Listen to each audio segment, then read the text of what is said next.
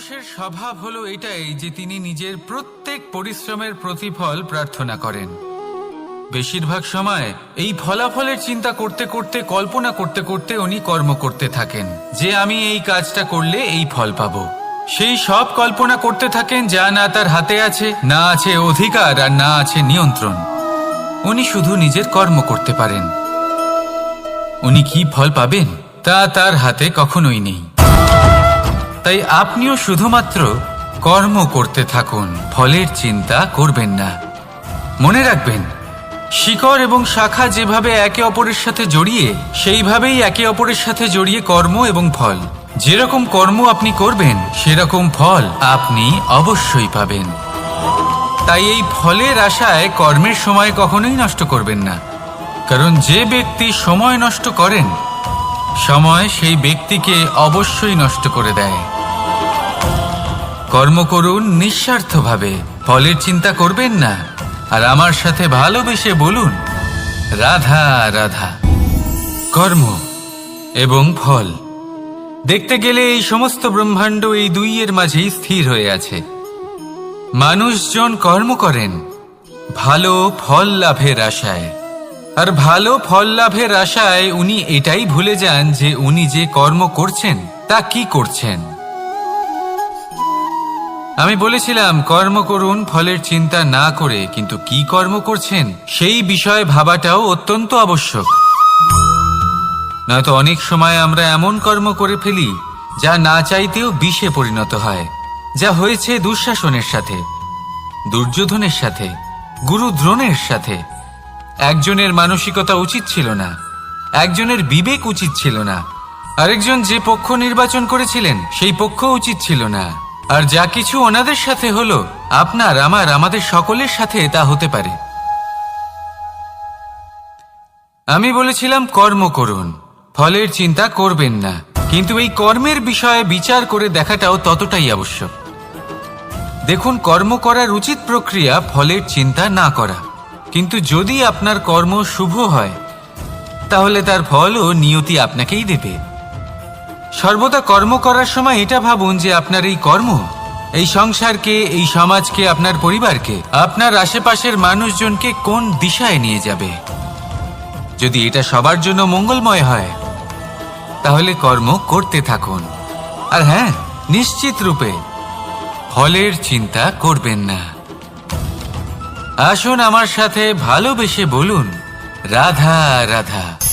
বটবৃক্ষের বীজ সর্ষের দানার থেকেও ছোট হয়, কিন্তু যখন তা নিজের রূপ ধারণ করে তখন তা বিশাল বৃক্ষের আকার ধারণ করে, যা সহস্র বছর ধরে বেঁচে থাকে, ছায়া প্রদান করে, পাখিদের আশ্রয় প্রদান করে, আর দেয় পথচারীদের বিশ্রাম করার স্থান। কেন? কারণ সেই ছোট বীজ তা মাটির ভেতরে গিয়ে নিজের খোলস ত্যাগ করে।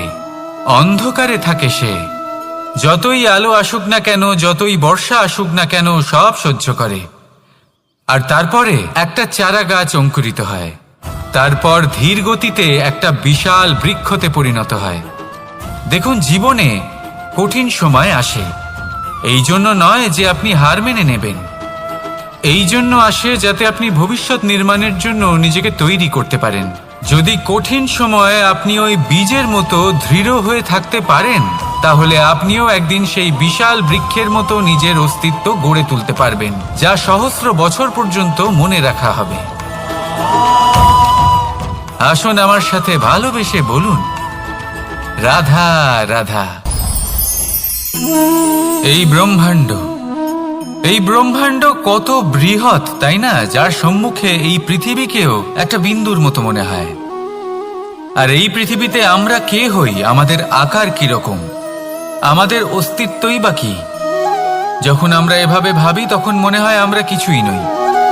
তা আমরা যখন কিছুই নই, তাহলে আমরা এত চিন্তা করি কেন? কি ভেবে ভয় পাই?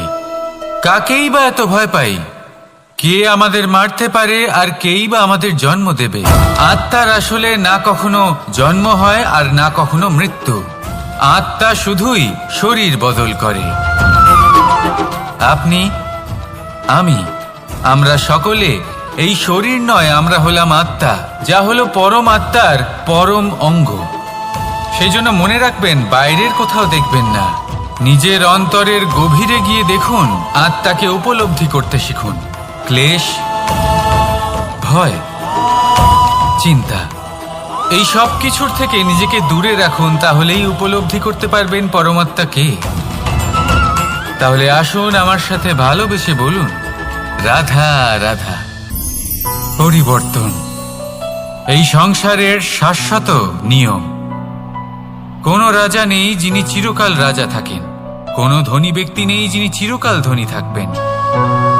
এই সংসারে সূর্যের স্থান নেওয়ার জন্য চন্দ্রিমার আগমন ঘটে। কোন স্থান যাকে পতিত বলা হয়েছিল সেখানে মহল তৈরি হয়েছে। কোন স্থান যাকে আজ মলিন বলা হয়েছে কাল সেখানে মন্দিরও স্থাপন হতে পারে। কোনো ঋতু চিরকালের জন্য থাকে না, কখনো সময় চিরকাল একরকম থাকে না। আজ যে আপনার কাছে রয়েছে কাল অন্য কারোর ছিল, আজ যে আপনার কাছে রয়েছে কাল তা অন্য কারোর কাছে চলে যাবে। আপনার সাথে কিছু থাকলে তা হলো আপনার কর্ম, কিন্তু সেই কর্মের পরিণামও আপনার নয়। আপনি শুধু কর্ম করুন, বাকি সবকিছুই পরিবর্তনশীল। কিন্তু সেই পরিবর্তনকে দেখে ভয় পাওয়ার প্রয়োজন নেই, তাকে স্বাগত জানান। যদি আপনি হাসি মুখে সেই পরিবর্তনকে স্বাগত জানান, তাহলে এই পরিবর্তনও হাসি মুখে আপনার সাথে থাকবে। আসুন আমার সাথে ভালোবেসে বলুন, রাধা রাধা। সঞ্চয়। মানুষের যখন থেকে বোধবুদ্ধি হয় সঞ্চয় করতে আরম্ভ করে দেন। সঞ্চয় করতে থাকেন ভোজনের, সঞ্চয় অর্থের, সঞ্চয় শক্তির। নিজের জন্য করেন, নিজের পরিবারের জন্য করেন, নিজের স্ত্রীর জন্য করেন, সন্তানের জন্য করেন, সন্তানের সন্তানের জন্যও সঞ্চয় করেন। সঞ্চয় করার জন্য ওনার কাছে অনেক কারণ রয়েছে, কারণ উনি এটা ভাবেন যে এই সঞ্চিত শক্তির জন্য কেউ ওনার কোনো ক্ষতি করতে পারবে না। মানুষ ভুলে যান একটা গুরুত্বপূর্ণ কথা, এই সত্য, উনি এই সংসারে খালি হাতেই এসেছিলেন, আর এখান থেকে ওনাকে খালি হাতেই যেতে হবে। যা এখানকার তা এখানেই থেকে যাবে। আর যদি কিছু ওনার সাথে যায় তা হলো ওনার কর্ম, আর কিচ্ছু নয়। তাই যদি কিছু অর্জন করতে চান তাহলে শুভ কর্ম অর্জন করুন, আত্মশক্তি অর্জন করুন, কারণ পরলোকে এটাই হবে আপনার সম্পত্তি। তাহলে কি এটা আপনি অর্জন করতে চান না? আসুন আর আমার সাথে ভালোবেসে বলুন, রাধা রাধা। সদিচ্ছা। দেখতে গেলে 3 অক্ষরে তৈরি এই শব্দ, কিন্তু সমস্ত ত্রিলোক তার উপরেই আধারিত। আপনি এই সংসারে এসেছেন, তখন অবশ্যই শ্বাস নেবেন, কিন্তু তার বদলে আপনাকে কিছু তো দিতেই হবে। আপনার উপর নির্ভর করছে আপনি কি দেবেন। কি দেবেন এই সংসারকে, এই সমাজকে, নিজের পরিবারকে, আর তার বদলে কি নেবেন? যশ নাকি অপযশ? দেখুন, এক ছিল রাবণ, যে কিনা সমুদ্র পার করল সীতাকে অপহরণ করার জন্য, আর এক ছিলেন রামচন্দ্র, যিনি সমুদ্র পার করেছিলেন, সেতু বানিয়ে গিয়েছিলেন সীতাকে ফিরিয়ে নিয়ে আসার জন্য। দুজনেই সমুদ্র পার করেছিলেন, শুধু পার্থক্য ছিল সদিচ্ছাকে বোঝার, লক্ষ্যের। অনেক মানুষের যাত্রা একরকম হতেই পারে, কিন্তু আনন্দ তখনই লাভ করবেন যখন লক্ষ্য শুভ হবে, মহান হবে। এই লক্ষ্য দিয়ে এই সংসারের কল্যাণ হবে এবং মানুষের সম্মান হবে। যদি আপনার সংকল্প উচিত হয় তাহলে আপনার লক্ষ্য উচিতই হবে, নয়তো শুধুমাত্র বিনাশ হবে। আর উচিত এটাই হবে যে বিনাশের হাত থেকে যেন নিজেকে বাঁচানো যায়, কি বলেন? তাই জীবনে যে লক্ষ্য স্থির করছেন মনে রাখবেন তা যেন শুভ লক্ষ্য হয়। যদি এরকম হয় তাহলে আপনার যাত্রা, আপনার জীবন দুটোই শুভময় হবে। আসুন আর আমার সাথে ভালোবেসে বলুন, রাধা রাধা। সুরক্ষা। এই সুরক্ষা আসলে কি? এটা কি কোনো কবচ নাকি কোনো সীমা? এই সুরক্ষা আসলে অন্য কিছু। আমাদের মাতা পিতা, আমাদের প্রিয়জন, আমাদের বন্ধু, এই সমাজ, আমাদের শুভাকাঙ্ক্ষী, আমাদের আত্মীয়, এনারা সবাই আমাদের জীবনে কোনো না কোনোভাবে সুরক্ষা দিয়ে থাকেন, একটা কবচ দিয়ে থাকেন কোনো না কোনো রূপে। কিন্তু দেখতে গেলে আমাদের পরাক্রমের পথে আমাদের বীরত্বের পথে, আমাদের সাহসের পথে এই সুরক্ষাই সব থেকে বড় বাধা হয়ে দাঁড়ায়। একবার ভেবে দেখুন, যদি আপনি কোনো সুরক্ষাই না পান, বা যদি আপনি এই সুরক্ষা ভেঙে বাইরে আসতে পারেন, তাহলে আপনার বীরত্ব চরম সীমায় পৌঁছে যায়। কেন? কারণ তখন আপনি জানেন যে এই সংসারের সম্মুখীন আমাদের নিজেদেরই হতে হবে। আপনি বুঝে যান যে শত্রুর সম্মুখীন এবার নিজের বলের দ্বারা, নিজের পরাক্রমের দ্বারা, নিজের সাহসের দ্বারা করতে হবে। আর তখন আমাদের মনের মধ্যে এই শক্তি জাগ্রত হয়। এই শক্তি অন্তরেই বসবাস করে। শুধু এটা চিনে নিতে হবে, একে জাগ্রত করতে হবে। আর এটা সুরক্ষা ভেঙে যাওয়ার পরেই সম্ভব হয়। আর যারা নিজের শক্তি সম্পর্কে জানেন, যিনি নিজেই জানেন তিনি কতটা শক্তিশালী, তিনি নিজেই নিজের সুরক্ষা কবচ চিরকালের মতো ভেঙে ফেলে দেন, ঠিক কর্ণের মতো। আর তারপরে দেখুন, আপনার পরাজয় হোক বা বিজয়ী হোক না কেন, সেটাই অনেক বড় হয়, সেটাই প্রশস্ত হয়ে থাকে। সেই জন্য ত্যাগ করুন নিজের ভয়কে, নিজের আশেপাশের এই সুরক্ষা চক্রকে ভেঙে ফেলুন। আর সম্মুখীন হন এই সংসারের নিজের শত্রুর সম্মুখীন হন। পরাক্রমের এই অঙ্কুর, তা অঙ্কুরিত হওয়ার জন্য বীজের উপরের এই কবচ, এটা ভেঙে যাওয়া অতি আবশ্যক। আসুন আমার সাথে ভালোবেসে বলুন, রাধা রাধা। যখন আমরা হাঁটতে থাকি আর আমাদের পায়ে কাঁটা বিঁধে যায়, তখন মুখ দিয়ে আহ বেরিয়ে আসে, কান্না চলে আসে, আর অনেক সময় অভিশাপও বেরিয়ে আসে। কিন্তু আমরা কি কখনো এটা এইভাবে দেখেছি, এইভাবে ভেবেছি যে আমরা যে পথে চলেছি সেই পথে কাঁটা বিঁধেছে, নাকি আমরা সেই পথ নির্বাচন করেছি যাতে শুধুই কাঁটা রয়েছে? নাকি আমরা এভাবে ভেবে দেখেছি যে এই কাঁটা আমাদের কষ্ট দিতে এসেছে, নাকি এটা আমরাই বিছিয়ে রেখেছিলাম? সাবধান থাকা উচিত ছিল, কারণ কাঁটা বিঁধলে যন্ত্রণা হবে, চিৎকার করে ফেলতে পারি, মুখ থেকে অভিশাপও বেরিয়ে আসতে পারে। কিন্তু এই অভিশাপ শুধুমাত্র আমাদের তরফ থেকে অভিশাপ হয়, সামনের ব্যক্তিটির ওপরও নির্ভর করে। এবার সেই ব্যক্তি যদি এমন হয় যে ফুল আর কাঁটা এই দুই সমানভাবে গ্রহণ করতে পারে, তার কাছে অভিশাপও বরদানে পরিণত হয়। শেষ পর্যন্ত ব্যাপারটা দাঁড়ায় ভাবনা, চিন্তা, দৃষ্টিভঙ্গির ওপর। কারণ আপনার এই ভাবনাই সত্যি হয়ে সামনে আসে। সেই জন্য এই ভাবনা, চিন্তা, মানসিকতাকে গুরুত্ব সহকারে দেখবেন। এই বিবেচনা নিয়ে বিবেচনা করতে শিখুন। আমার কথার অর্থ হলো যে জীবনে যখন এরকম কিছু একটা ঘটবে, তখন ভেবে দেখুন যে এরকম কেন হলো। আপনি কি এমন কোনো কর্ম করেছিলেন যার কর্মফল এটা? এমন কোনো কাজ যা অনুচিত ছিল, অসত্য ছিল, যা অভদ্রতার কারণ ছিল? ভেবে দেখা প্রয়োজন। দেখুন, ইচ্ছে হলো আপনার যে আপনি কি করতে চান, ভাবনা আপনার, সত্য আপনার, জীবন আপনার, সিদ্ধান্ত আপনার। আসুন আর আমার সাথে ভালোবেসে বলুন, রাধা রাধা। সময়, এই সময় আসলে কি? এই সময় একটা সরল রেখা তো কখনোই নয়।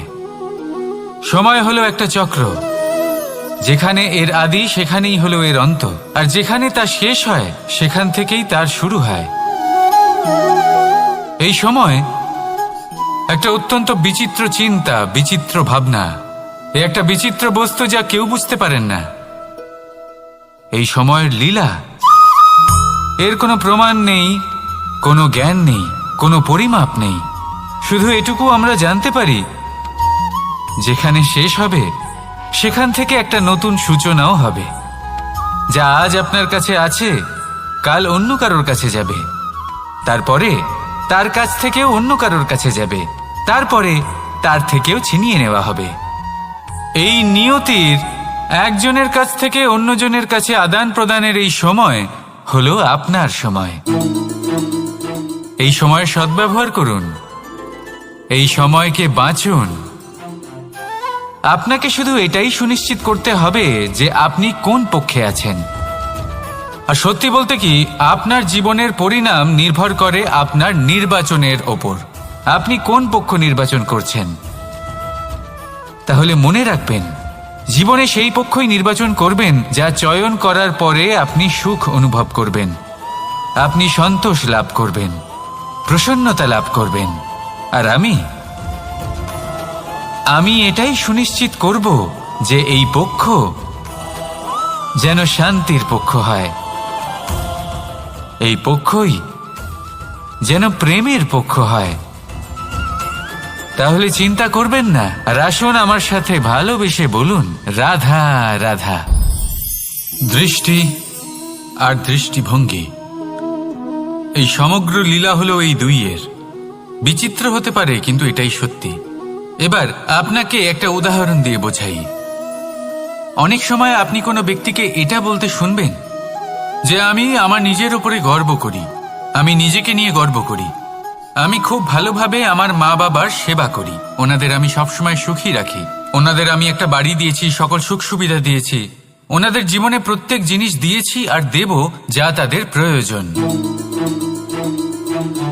এবার আমাকে বলুন যে আপনি কে হন। আপনি হলেন সেই বীজ যা আপনার মাতা পিতা রোপণ করেছেন। আপনার মা বাবাই আপনাকে এই সংসারে জন্ম দিয়েছেন।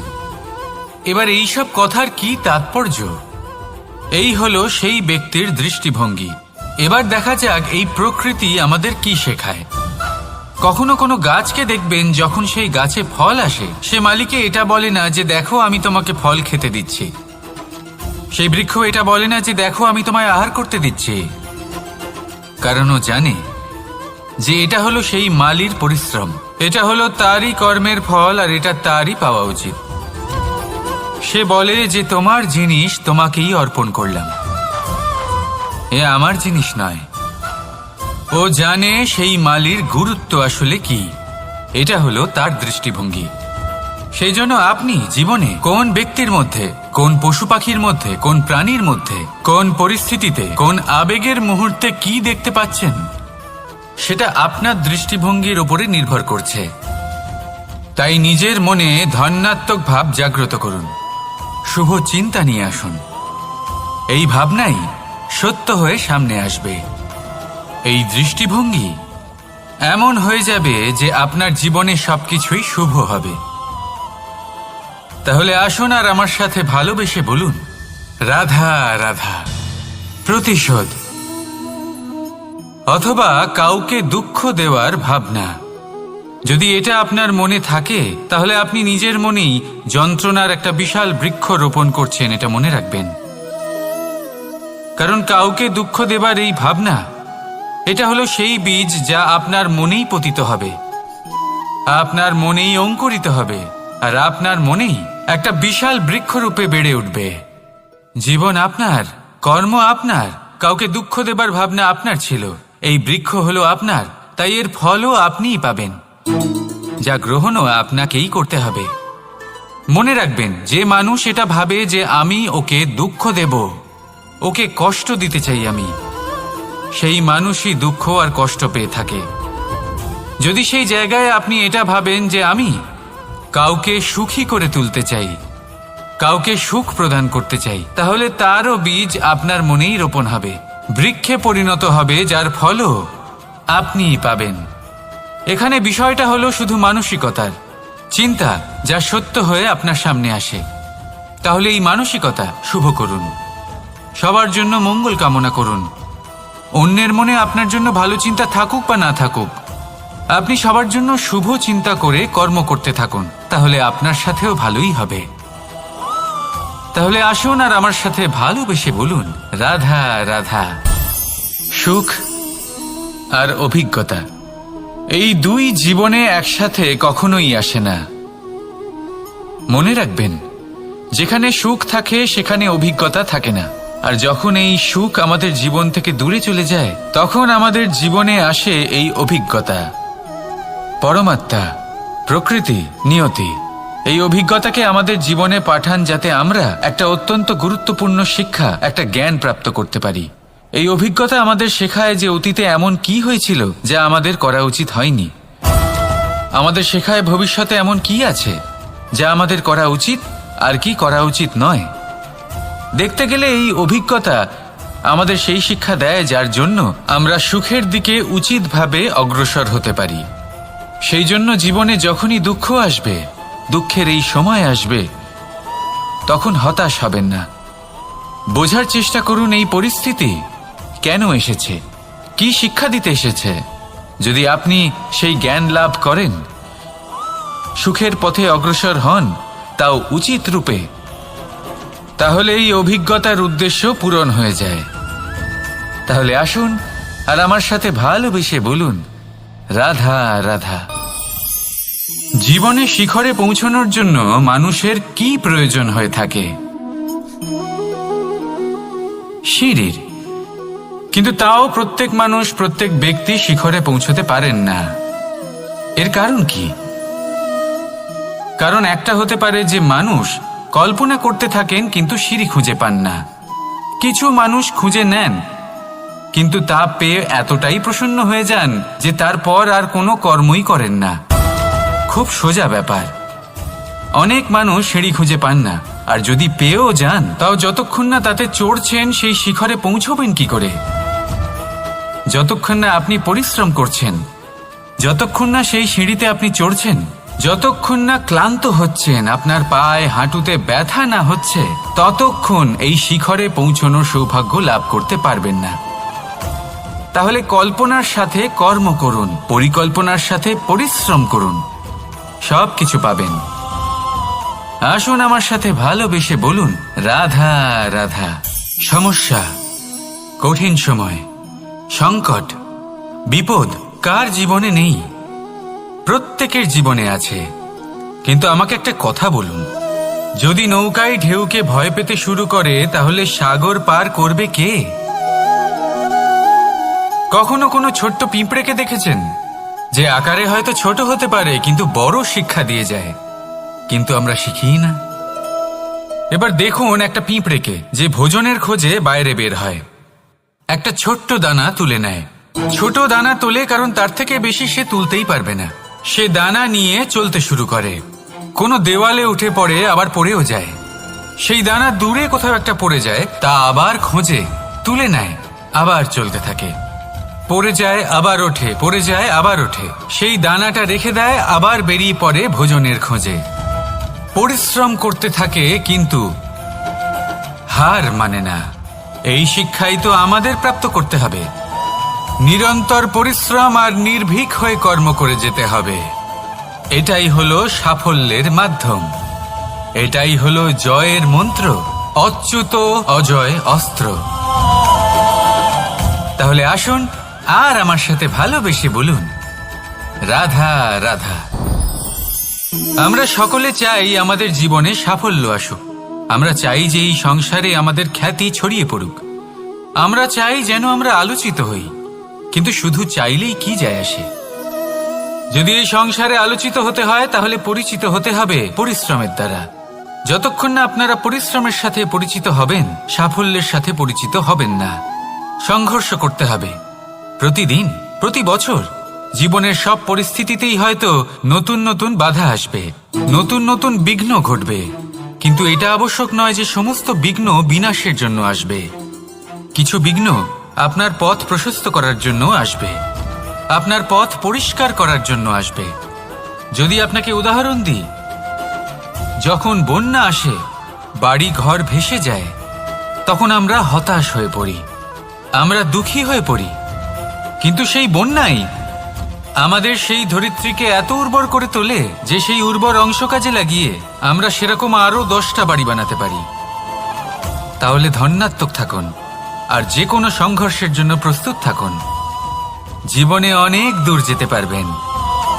তাহলে আসুন আমার সাথে ভালোবেসে বলুন, রাধা রাধা।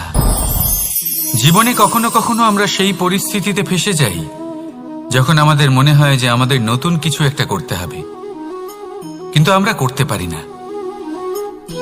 কারণ কোথাও না কোথাও আমরা রীতির দ্বারা আবদ্ধ, আর আমরা সেই রীতি ভাঙতে চাই না। কেবল একটাই প্রশ্ন আসে মনে, আশেপাশের মানুষ কি বলবে, আশেপাশের মানুষ কি ভাববে। আপনাকে একটা প্রশ্ন করি, কারা এই মানুষজন? আপনার জন্মের সময় এই মানুষজন কোথায় ছিলেন? যখন আপনি কোনো সমস্যায় পড়েন তখন এই মানুষজন কোথায় থাকেন? এগিয়ে এসে কি আপনাকে সাহায্য করেন, নাকি সেই সমস্যার সমাধান আপনি নিজেই করেন? এইসব মানুষজনের চিন্তা ত্যাগ করুন যদি আপনি জীবনে বাঁচতে চান। ভেবে দেখুন জীবনে কি কি শুভ আছে আর কি কি শুভ করতে পারেন। যদি তা স্রোতের বিপরীতে হয় তাহলে সংঘর্ষ করুন, কিন্তু এইসব মানুষজনের কথা ভাববেন না। ভেবে দেখুন জীবনে আপনি কি কি শুভ কাজ করতে পারেন। এটা ভাবুন যে আপনি কখনো এমন কোনো কাজ করে ফেলেননি তো যার জন্য কারোর হৃদয় আহত হয়েছে। শুভর দিকে নিজের চিন্তা কেন্দ্রীভূত করুন, আপনার জীবনে সব কিছু শুভই হবে। তাহলে আসুন আমার সাথে ভালোবেসে বলুন, রাধা রাধা। আজকাল আপনি দেখে থাকবেন যে মা বাবা শুধুমাত্র সন্তানকে ভালোবাসেন তা নয়, তাদের মোহেও জড়িয়ে পড়েন। বিদ্যালয় যখন পাঠান তখন সমস্ত সুযোগ সুবিধা দিয়েই পাঠান। চেষ্টা করেন যে সবসময় যেন সন্তান তাদের চোখের সামনেই থাকে। কিন্তু ভুলে যান এক অত্যন্ত গুরুত্বপূর্ণ কথা, যে সন্তানকে এক নতুন দৃষ্টিভঙ্গি দেওয়াই হলো ওনাদের কর্তব্য। সেই জন্য পুরাতনকালে শিষ্যদের গুরুকুলে পাঠানো হতো, বাড়ির থেকে দূরে। কারণ বাড়ি ছেড়ে যাওয়া এক সন্তানের জন্য, এক শিষ্যের জন্য অত্যন্ত শুভ লক্ষণ হয়। যখন সে বাড়ির থেকে দূরে, গৃহস্থের থেকে দূরে থাকবে, তখন এই সংসারকে সে এক নতুন দৃষ্টিভঙ্গি দিয়ে দেখবে, পরখ করবে, বুঝতে পারবে, আর সবকিছু নিজে থেকেই শিখে যাবে কখন আক্রমণ করতে হয়, কখন পিছু হটতে হয়, কিভাবে এই সংসারের সম্মুখীন হতে হয়। আর এটা আপনার দৃষ্টি ওকে শেখাতে পারবে না, ওর অভিজ্ঞতা ওকে শেখাতে পারবে।